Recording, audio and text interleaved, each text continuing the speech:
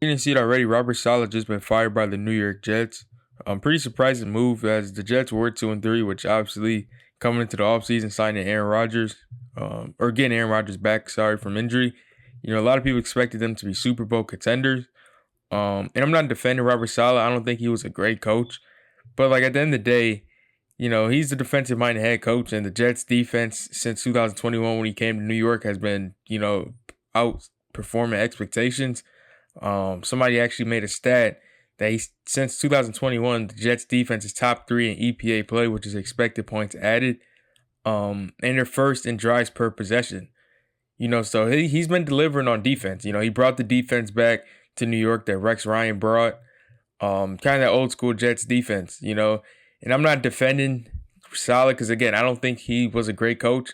Because, again, part of being a head coach, even if you are a defensive-minded head coach, is leadership.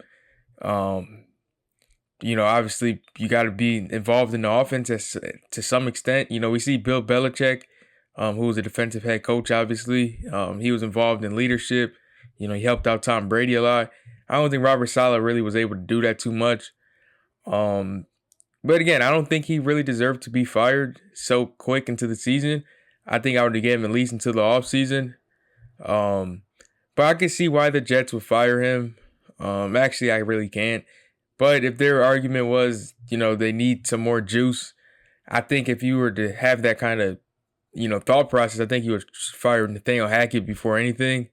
Nathaniel Hackett's been an atrocious play caller. Basically, every offensive player on the New York Jets has underperformed expectations except for maybe Garrett Wilson and Tyler Conklin.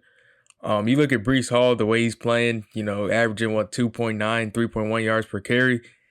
Rodgers is playing like a rookie right now in terms of his mistakes. He's throwing a lot of bad passes.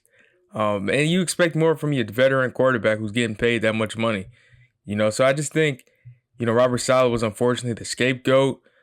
And again, I'm not saying he was a great head coach. I think he did decent for what he was brought in to do. But yeah, Robert Saleh is definitely going to get a lot of defensive coordinator offers this offseason. I'm sure this season a lot of coaches would love to have him as a defensive coordinator, but obviously I'm not sure if he'll take a DC job just after getting fired.